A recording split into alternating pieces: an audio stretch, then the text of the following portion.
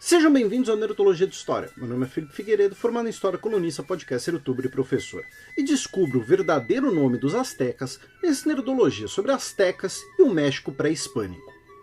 O território onde hoje está o México foi lar de muitas civilizações e culturas, várias delas conhecidas até hoje, como os chamados de astecas.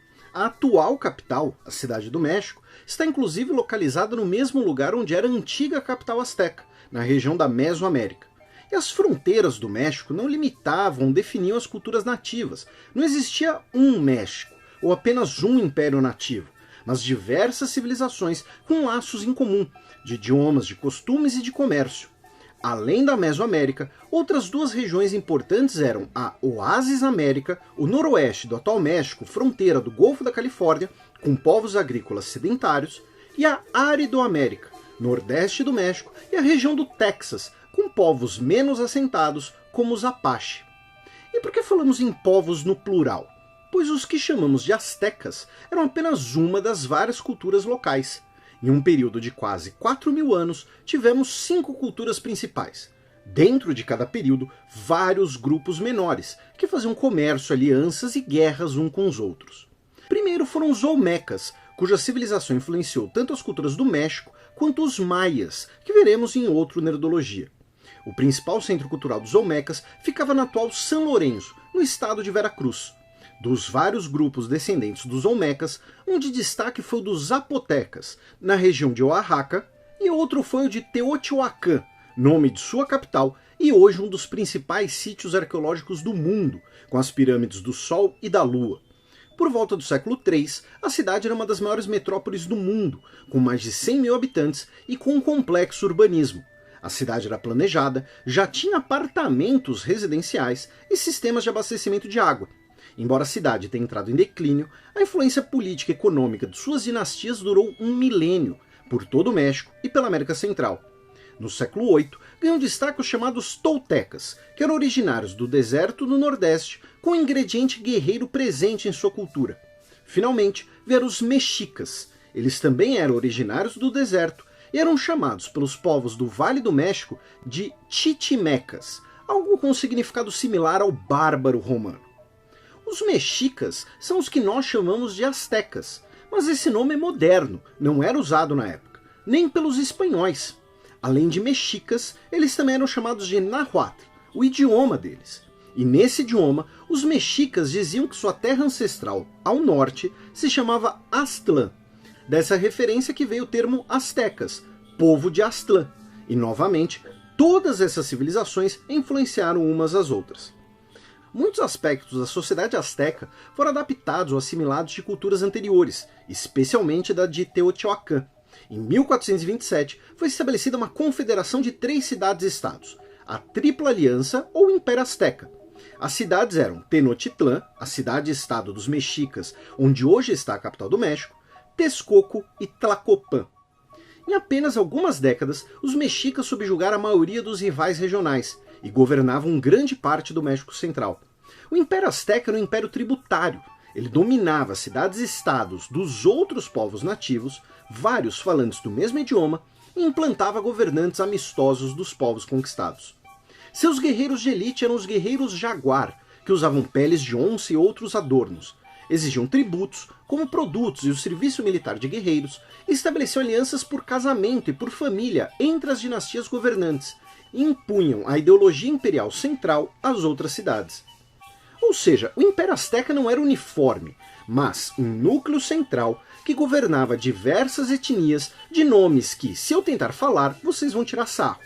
Os cerca de 100 mil mexicas governavam cerca de 10 milhões de pessoas, e cada grupo tinha sua nobreza e seus plebeus. O alcance de cada grupo era reduzido, pois não existiam animais domesticados, o que influenciava nas distâncias para comércio e conquista. E foi essa variedade de povos que causou a queda do Império Azteca. A primeira expedição espanhola, liderada por Hernán Cortés em 1519, foi derrotada pelos astecas. Os espanhóis bateram em retirada do Vale do México e formaram um exército formado por guerreiros dos povos sob o domínio do Império Azteca, que viam os espanhóis como meio de se libertarem do poder dos astecas. Nos 2 anos de guerra, o exército era formado por cerca de 3.000 espanhóis, com até 200.000 aliados nativos, principalmente os tlaxcaltecas. A conquista espanhola foi marcada pela violência, com a tortura e morte do último imperador azteca e da família imperial, e também com massacres realizados durante festas religiosas nativas. Em 13 de agosto de 1521, a capital caiu, e claro, o acordo com os tlaxcaltecas não foi mantido, com a imposição do domínio espanhol. Um fator importante dessa conquista foi a proliferação de doenças, como já vimos anteriormente. E, para quem quiser algo voltado à história militar da conquista, tem algumas sugestões aqui embaixo. E por que falamos tanto dos astecas e dos povos nativos do México até hoje? Pois sabemos bastante sobre eles e seu impacto dura até nossos dias. Além das conhecidas fontes arqueológicas, existem fontes escritas próprias dos povos nativos. Se você assiste sempre o Nerdologia de História, você sabe que alguns povos são uma incógnita, pela falta de fontes. Além disso, temos os relatos e as codificações feitas pelos conquistadores espanhóis. A principal fonte escrita dos nativos e que foi preservada pelos espanhóis eram os códices, que mistura escrita alfabética e pictórica. Esses desenhos que vocês veem na tela, para desde contar a mitologia, até narrar eventos e fazer a contabilidade de quantas famílias, tributos ou qual a produção de uma região. Inicialmente, eles eram feitos sob peles ou fibras de agave, a planta que serve de base para um famoso produto mexicano, a tequila. Um códice muito importante é o Florentino, de 12 livros, trabalho entre um frade franciscano espanhol e artistas nativos. Ele é importante pois serve de base para as traduções. Os mesmos textos estão em náhuatl e em castelhano. O mais antigo códice preservado é o Códice Grolier, dos Maia, que é do século XI. A riqueza cultural dos povos mexicas era bastante vasta, com avanços e estudos científicos. Na engenharia, temos os templos pirâmide.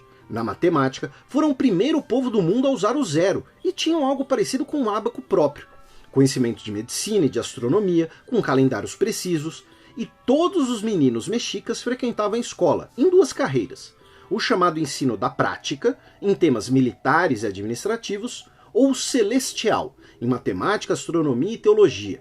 E antes que perguntem, a mitologia do México, sacrifícios e seus jogos vai ter uma nerdologia própria. E por que eu disse que o impacto dos povos nativos dura até hoje? A sociedade mexicana foi, desde o início da colonização espanhola, uma sociedade urbana por causa do legado dos nativos. Os europeus mantiveram a disposição das cidades, dos bairros, reaproveitaram estradas, sistemas de abastecimento. Ainda em 1551, os espanhóis já fundaram uma universidade no México, devido à existência de grandes cidades desde o período. A estrutura política e de cobrança de tributos também foi mantida. O impacto na culinária, com ingredientes nativos importantes até hoje, e o idioma náhuatl ainda é falado por 1,5 milhão de pessoas, e principalmente a simbologia e a identidade nacional mexicana. A própria bandeira do México é inspirada pela lenda asteca da fundação de Tenochtitlán. Com o governo de Porfírio Díaz, no final do século XIX, o México vai valorizar cada vez mais sua herança indígena, impactado pelas descobertas arqueológicas feitas no período. Os mexicanos vão mudar a sua identidade de um reino católico hispânico para um país multiétnico e sucessor de grandes e orgulhosos impérios nativos. E nos comentários do último vídeo, vocês devem ter feito algumas perguntas interessantes, mas elas serão respondidas apenas na próxima semana. Agora, aqui no Nerdologia de História, a gente vai fazer como no Nerdologia de quinta-feira com o Átila.